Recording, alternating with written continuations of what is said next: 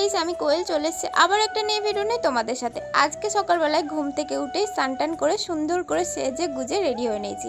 আর কেন সুন্দর করে সেজেছি সেটা তোমাদেরকে একটুখানি পরে জানাবো। তার আগে তোমরা বলো আমাকে কেমন লাগছে, তারপরেই তোমাদেরকে জানাই জামাই ষষ্ঠীর শুভেচ্ছা। হ্যাঁ, আজকে হচ্ছে জামাই ষষ্ঠী, আর সেই কারণেই আমি ব্যাগপত্র সব গুছিয়ে নিয়েছি। বর তো মোটরসাইকেলটাকে বাইরে রেখে আসলো, তারপরেই দিদাকে বলতে আসলো। আর আমরা তো এখন প্রণাম করে বেরিয়েও পড়লাম, যেহেতু এটা আমাদের প্রথম ষষ্ঠী তাই বাড়ির সবাইকে প্রণাম করলাম।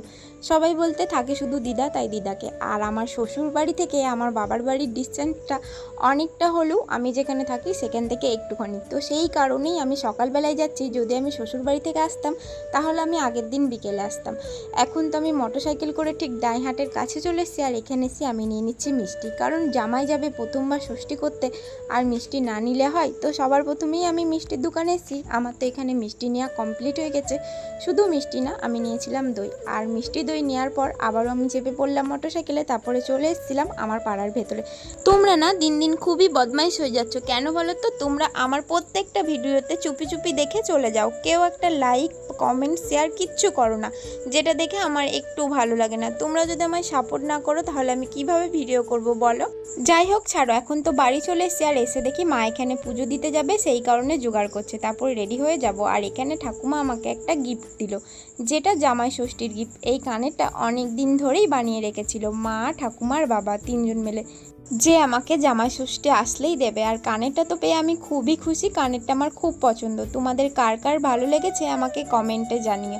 আমি তো খুশিতে আহ্লাদ হয়ে কানেরটা পরেও ফেলেছি, আর কানেরটা পরে আমাকে কেমন লাগছে জানিও। আমার তো খুবই ভালো লাগছে, আর আমার হাতটার সাথে কানেরটা একদম মিশে গেছে।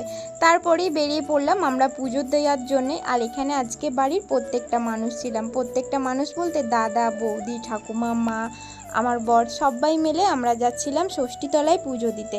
এই রকম কোনো বছরই হয় না, এইবারই হচ্ছে প্রথম যে সবাই মিলে আমরা ষষ্ঠীতলায় যাচ্ছি।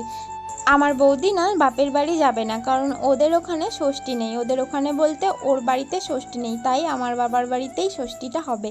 মানে ও যেহেতু এই বাড়ির বউ, তাই ওদের ওখানে ষষ্ঠী নেই বলে মা বললো এখান থেকেই ষষ্ঠী করো।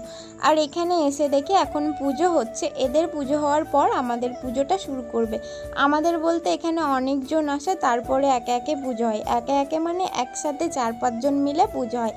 কিছুক্ষণ দাঁড়িয়ে থাকলাম, পুজোটা মন দিয়ে দেখলাম, তারপরে শুরু হয়ে গেল আমাদের পুজো। আর আমাদের পুজোর সময় আমি একটা ছোট্ট করে ভিডিও করে নিলাম। জানো তো আমি সবার ভিডিও করতে পারি না, কারণ কেউ যদি কিছু বলে, সেই কারণে আমাদের বাড়ির লোকের কটারই ভিডিও করি। আমাদের এখানে পুজো পুরো কমপ্লিট হয়ে গেছিলো, তাই মা এখানে মা ষষ্ঠীকে গঙ্গা জল দিয়ে ঠান্ডা করছিল, তার সাথে দই, আলতা, সিঁদুর সব কিছু দিয়ে মা ষষ্ঠীকে ঠান্ডা করছিল। আর আমার না এটা প্রথম বছর ষষ্ঠী, তাই আমিও অনেক কিছু শিখছিলাম, কারণ এর আগে তো আমি কখনো শিখিনি। আর মা তো এখানে একটু ইয়ার্কি মেরে সবারই সাথেই হাওয়া দিয়ে দিল, সাথে ষষ্ঠীকেও হাওয়া দিয়ে দিল। তারপরেই চলে গেল বৌদি।